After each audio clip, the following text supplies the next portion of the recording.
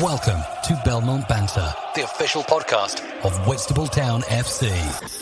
Every week we chat to ex-players, supporters and invited guests here on Belmont Banter. Welcome to the official podcast of Whitstable Town FC. Whitstable Town Football Club's main sponsor is Fibertech UK Limited. Hello again everyone and welcome to Belmont Banter. And tonight we've got Steve Marshall Part 2. Now when we left Steve, he was talking about Purfleet. So Steve, you had a sort of like an up and down time there. You enjoyed it, but you're never going to stay there for long term, were you? No. They were a good crew. They were good players, and they were nice people. And but I knew that I'd reached my level. I think I'd exceeded my level. Tommy Sampson was another one like Alan Day that I mentioned earlier. Everyone knew Tommy Sampson. He had the Herne Bay side that had been so good for the last 3 or 4 years, and they had a guy called Paul Ribbons playing for them. Paul Ribbons was a friend of mine from my Sheppey days, and he was the only guy that I knew in that side. However, when Tommy Sampson met me at the Tudor Rose and persuaded me to leave Purfleet and sign for Deal, I signed. However, I was under no illusions that it would be a challenge because that side was so good, and the majority of that side was still the Herne Bay team, with a few additions, and Mark Seeger being one. Siegs. We'll come to him a little bit later. And so I once again, Ribbo was the only guy that I knew there, and I knew that I was going to have to really put it in to establish myself in a side that included Scott Appleton, Peter Coupland, and those were the two centre forwards. You know, these are tried and tested players, brilliant players. But I managed to do that. I managed to do well with Deal for the rest of that season, but we didn't win the league. I think we won the cup.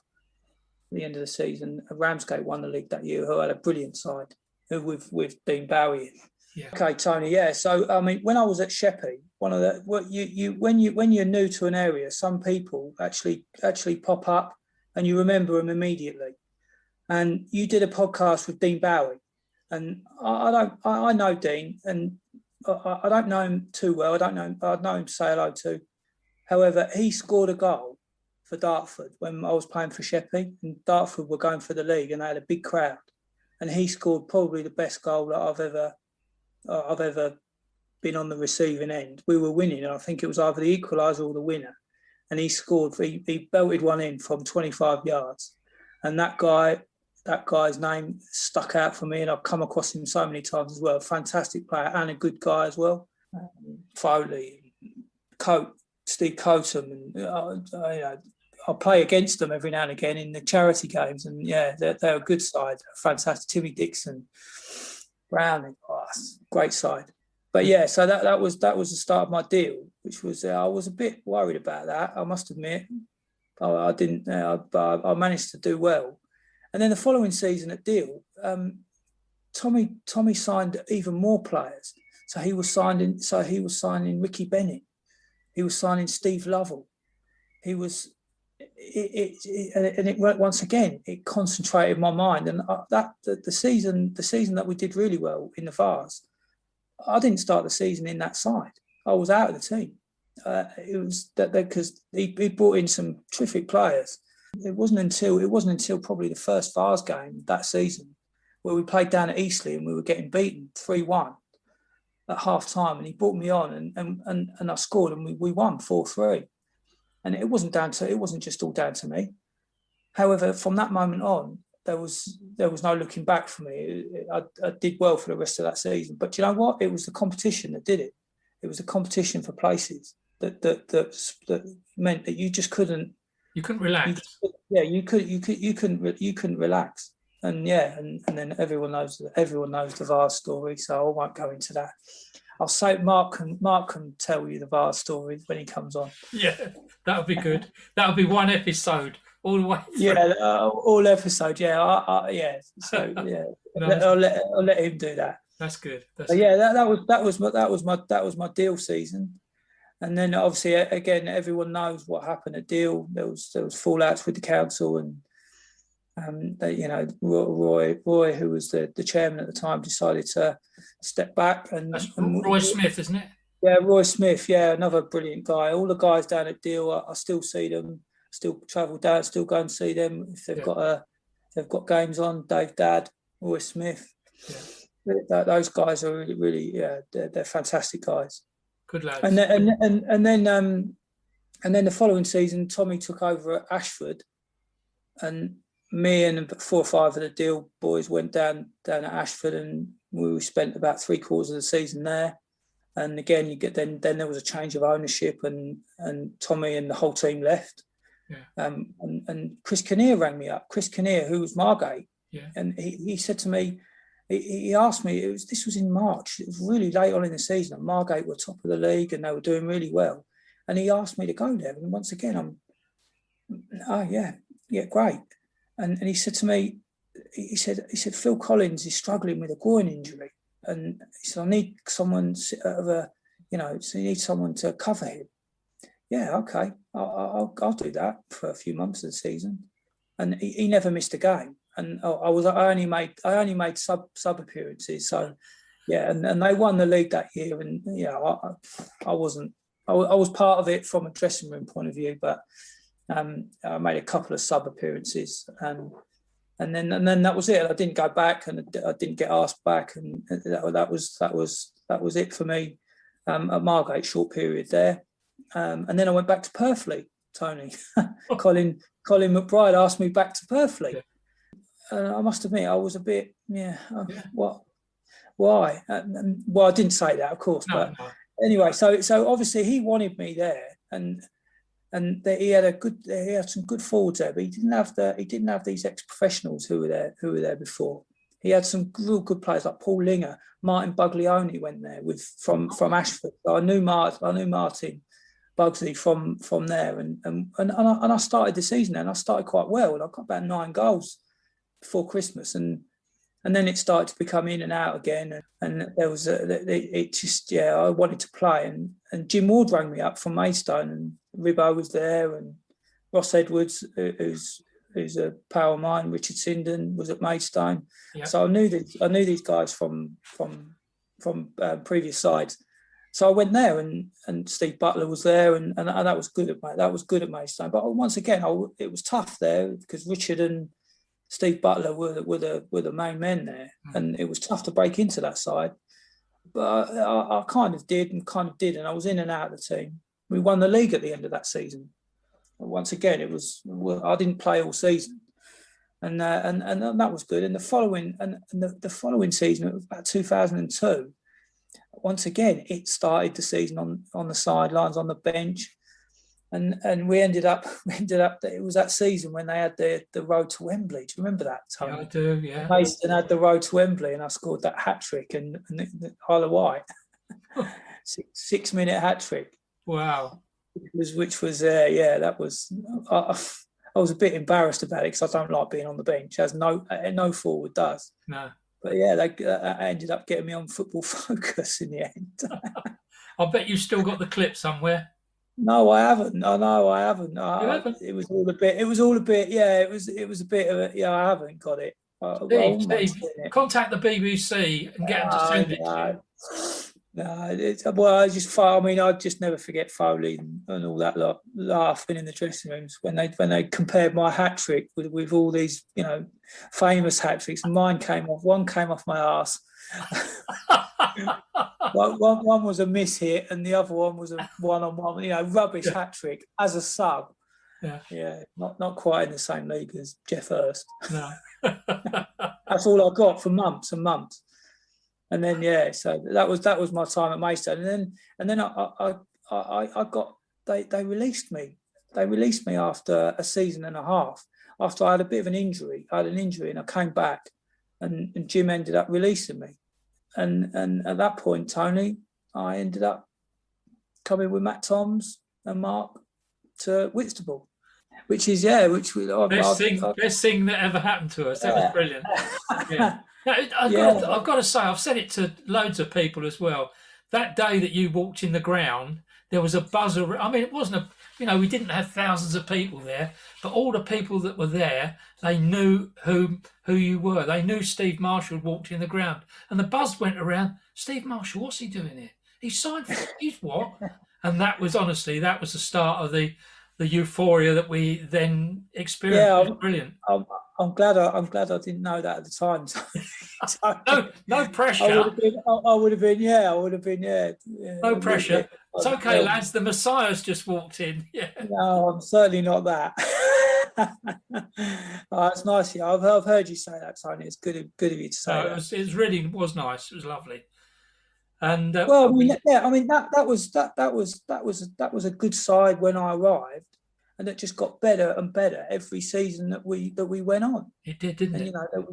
We didn't really have. If you look at the side when I first joined, and then the side when I ended up leaving, it was okay. There was tweaks here and there was tweaks there, but it was always developed. There was always to be thinking behind all of it from everyone, from Matt, from Tomsey, and then when Siegs took over, Siegs kind of took it to another level, and that's no detriment to Matt. But Siegs had clearly learned from Tommy Sampson, who was a real, he liked the detail, he liked to prepare, and Siegs did that again, and he just took everything. It was fantastic under him. It was, wasn't it? And it was. Yeah. Like most decent managers, he had a decent number two in Simon, didn't he? I mean, Simon was. They worked well together, didn't they? Well, so when Simon, you see, I knew Simon before he joined Whitstable, and we used to meet up and used to talk about football. You only have to talk to people for a short period of time to know whether they've got the right philosophy for everything. Yeah. And Simon and Siegs were made for each other at that time. And Simon's training was brilliant, was second to none. I don't think I can't remember any other training being better, I'll be honest. And Siegs, with his man management skills, they kind of worked really well together. They really did. And they used to identify players or positions where people could come in. And not only that, they used to be able to handle all of the fitting people into the side, playing them sometimes, not playing them the others.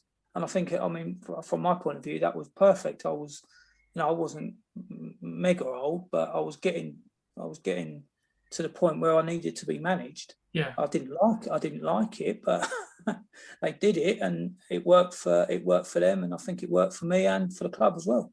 That was man management in a nutshell, wasn't it? Yeah, it was. Yeah, I mean, especially that last season. But he did it before as well. He did it before that. We used to go through goalkeepers, didn't we? Oh yeah. We would have a different goalkeeper every season, and then eventually they identified that Kevin Fuel would be someone who would elevate again. But it wasn't sort of going from down there at the rock bottom to the very top. It was just a little extra. For you to highlight Fuel, that's a real compliment to him, and I agree with you. Kevin Fuel was that man. He was as an integral part of that title winning side as Jimmy Strauss and any other player that came in, Mickey Lane. All of those players were just that little extra piece that you need to win a league. You do need that. And Simon's training was fantastic.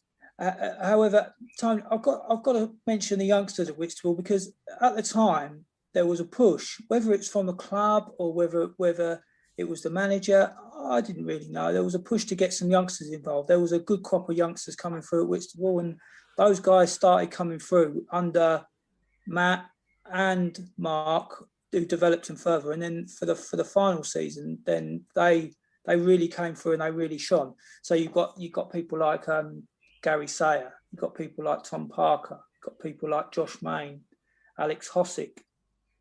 I'm probably missing out for you. Over the years, you've got Rob Thomas, who did a brilliant podcast, by the way, loved it.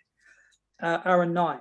And I know Aaron didn't, continue after a while, but he was another fantastic player. Andy Martin, I think he was slightly unlucky, but I mean, the way everyone spoke about Andy was, a really fantastic player. Yeah. But he didn't quite get to show that in the first team for whatever reason, for one reason or another. But they were all, without that crop being together, because they'd clearly been together for, so I don't know how long, but from a relatively young age. That's another thing that you can't legislate for. You can't factor that in. How can you factor in? Oh, let's bring in 5 players who've known each other since they were young. Yeah. Well, for them all to come through. I mean, in that final season, we must have had 5 in the side. We did. It was a minimum 5. Was that a push from the club, Tony? Well, it was in a way. I think it was financial as much as anything else. Plus, Mark pushed that as well. But not only Mark, Matt Toms, Braggy first started it off. Matt Toms, and you're absolutely right. And then Mark pulled it through because he could see. I think when he had a couple of them at training, and he could see how they were developing. And wow, it didn't half go well, didn't it? Yeah, it's something. I'm sure they'll tell me that those youngsters will say that I was a moany old git when I was playing with them when they first started. But I mean, that's only natural for an elder statesman to be like that. But I really thought the world of all of them, and they were fantastic players. And they were good characters in the dressing room as well, no doubt whatsoever, each and every one of them in their different ways. So, without that, I don't think we'd have had the success we had culminating in that final season. Do you know what? The fact that you've mentioned people like Andy Martin, Aaron Knight, those sort of players that never really showed their full potential, that shows what a guy you are. You recognise that. You were kind enough to mention it. I'll take my hat off to you, Steve. That's really, really good. Oh, there's more. There's more. There's Budgies, Darren Budge. Yeah, he's a great lad, great player. Just there's no one reason why these players don't end up progressing a little bit further than wherever they ended up. But they were all part of it. They were all part of that group. And without the group, you have nothing. Brilliant. And again, without meaning to blow smoke up his backside, that's credit to Mark and who are all of the managers that were involved in, because to keep a group like that all so involved. It's interesting, isn't it, Tony? It's interesting how things go. You can't get success unless you're comfortable with the people around you, and the only way you get comfortable is by sort of growing up with people. I agree. Young age or even an older age. A lot of the best times I've had, Tony, at football clubs are when I've joined clubs. Right, now then, what about the trip away to Spain, wherever you all went? Now, oh yeah, that was fun. That was. Do you know what? I got invited on that, believe it or not. Did you? You should have gone. I did. I should have gone, I know, but my wife said to me, if you go, you're not going to come back alive. She said, I know what they're like. Oh, my dad came, Tony. My dad came. He was working in Spain at the time, and my dad came, and he flew over from Zaragoza to Mallorca. And I think he did the first night. Second night wasn't so much. Yeah, my Carol said to me, "You can't drink now like you used to. You can't go there with those lads." So I know. Well, that was a tough weekend. Well, that is fantastic. Can I just say something as well? You said about training. We used to train over at the university a lot then during that period. And I went over there more often than not. I used to go over on training night. And it was a joy just to sit there and watch you boys doing your bits and pieces. Often on a freezing cold night, But it was, honestly, I so enjoyed that period. It was really good. Really good. No.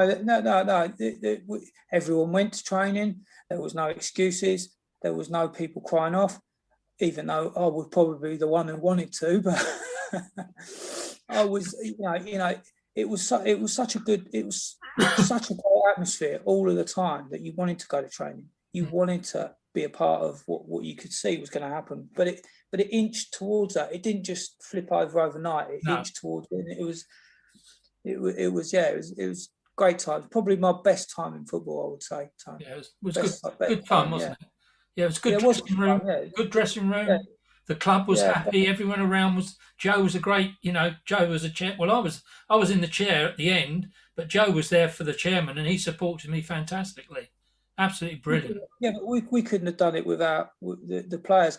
Can't do anything without the foundations behind. No. So yeah, everyone. I think everyone felt that everyone was always kind of pulling in the same direction, and it was brilliant. I didn't always get on with Siegs though. No, I know that. No one's mentioned the orange juice in the dressing room yet, have they? No.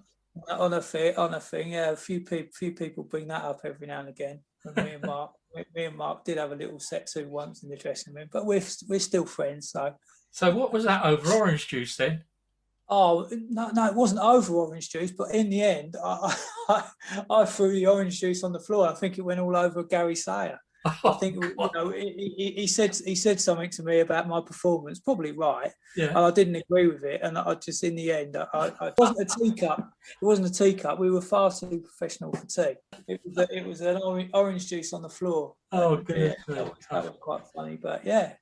Well, if that was the worst thing that happened in a dressing room, it was a pretty good dressing room then. Yeah, no, I've seen worse.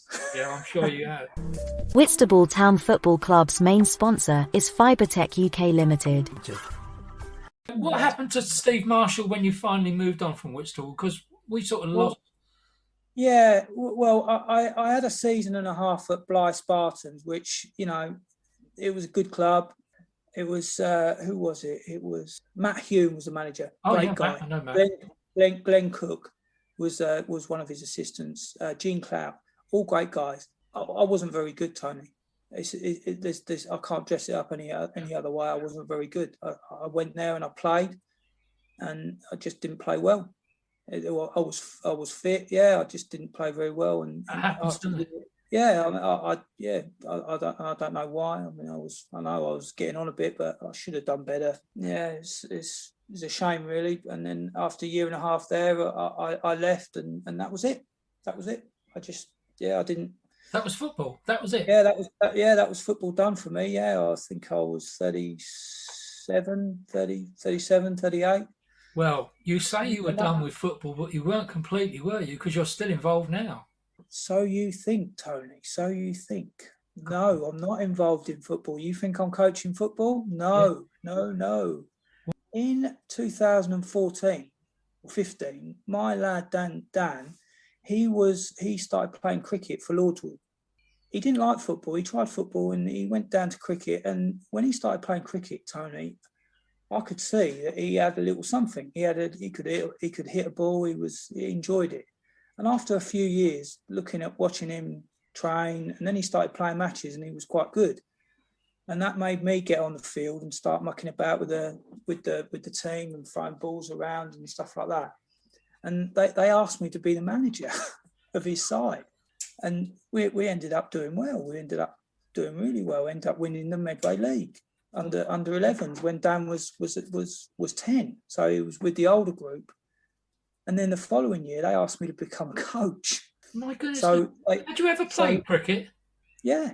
Oh, you played cricket at school. Oh, right. Remember I told you that the school I went to played cricket and rugby. Oh, because they didn't have football, yeah. A bit of hockey, they didn't have football. So, and, my dad used to be involved in cricket. I've always loved cricket, Tony. Always loved it. But because football took over, sort of 16, 17, that was the end for cricket. Yeah, that was the end. I played a few games, but nothing exciting. And then so they put me through the coaching badges or level 2, and that's what I'm doing now. So I'm sort of moving up through the levels through Dan, and he's up to under 13s now. And my goodness, he plays for the district side. He's a good player. So that that is, and even last year, Tony, I ended up playing. Really? Oh. Yeah. Oh, fantastic.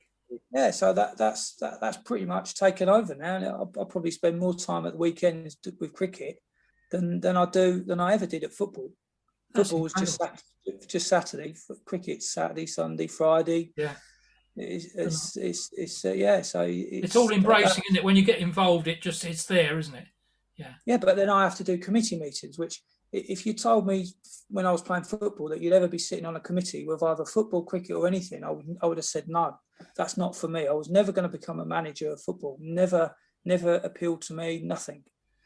and that people that play with me will probably say the same. No, not interested, or he wouldn't. That's not for him, and it wasn't. It never was. But this, I'm doing it all. I'm a member of the committee. I love it down there. I love it at Lordswood. That's fantastic, because they've got a really good setup down at Lordswood, haven't they? Because the cricket pitch is really close to the clubhouse, isn't it? Yeah, I mean, there is nothing better than watching cricket down there on a Friday night when it's packed full of people, and there's always either a kids' cricket game or something in the summer, and there's a good atmosphere down there. And even other games on a Saturday and a Sunday, you get a good crowd down there that watch, and it's good. I enjoy it down there.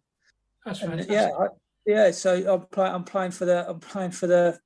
Do you know what one of the main motivations around it, Tony, was so that I could get to play with my boy. Oh yeah, with Dan. So and that happened last week. We ended up going into bat together on a Sunday. Oh, nice. In a friendly, yeah. We batted for a while, and he did well. Did he score more than you? He got one less. You're still competitive. Oh, brilliant. Yeah. You know that Sam Denley is the director and manager of cricket now at Whitstable. Yeah, I do. Yeah, I had a chat with Sam last year when we were actually playing, and see if we could arrange a game with Whitstable under-13s. But yeah, it didn't happen in the end. But yeah, no, I know he's him and his family are cricket through and through, aren't they? Absolutely, yeah. Yeah, I'd love to. I mean, I'd love to go down and watch a game down at Whitstable, see Sam play. Because I think Sam's son plays as well, doesn't he? Yeah, he does. He's on. I think he's on Kent's books as well.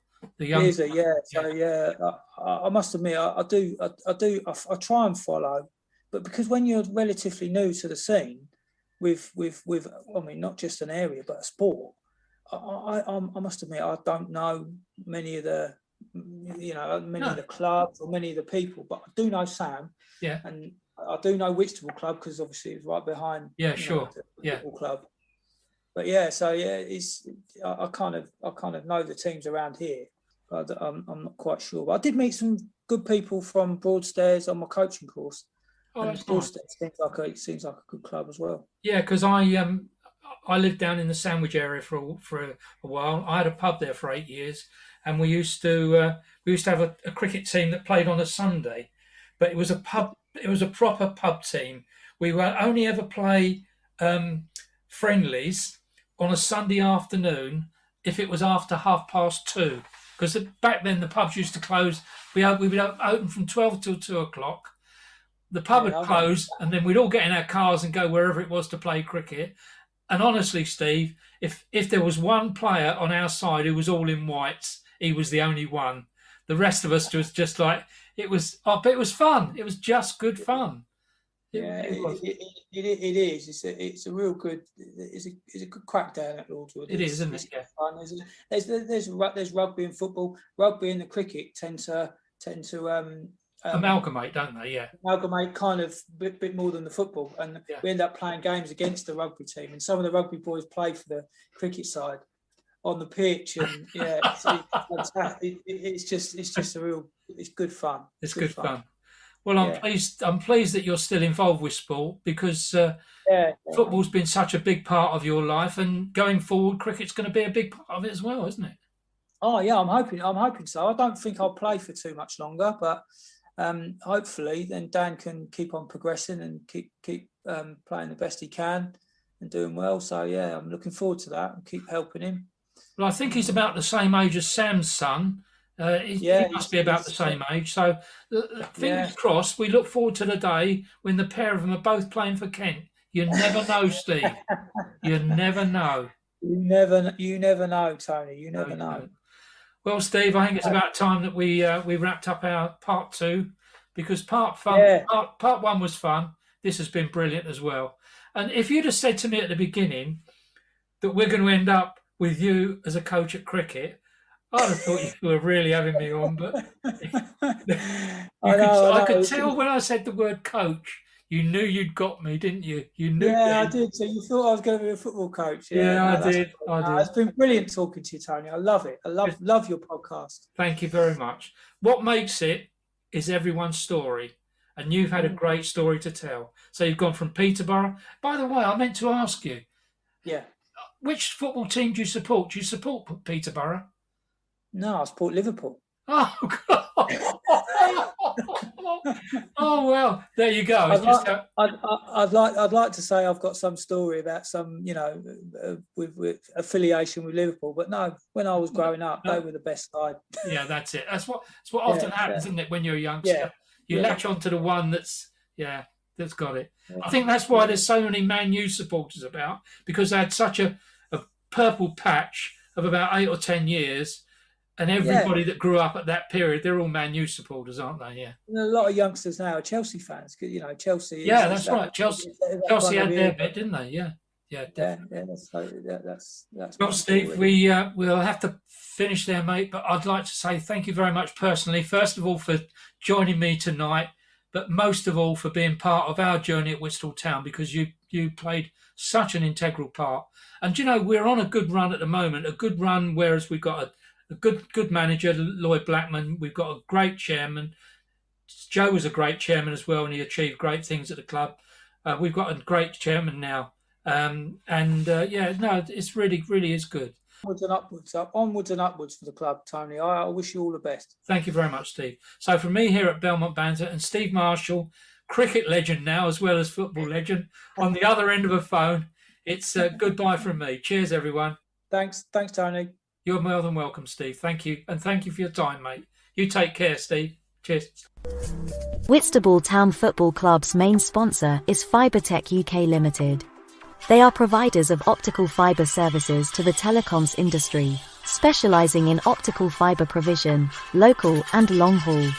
We offer a full turnkey solution to our clients throughout London and the south of England. Contact us through the website for more details. Your host, Tony Rouse, every week on Belmont Banter for news about local football in Kent and beyond. I do hope that you've enjoyed today's episode of Belmont Banter. Don't forget there's a new episode out every week which comes out on a Sunday night, early Monday morning. And you can leave your suggestions for a guest to invite at the end. And leave a like, and don't forget to pass it on to all your mates. Cheers!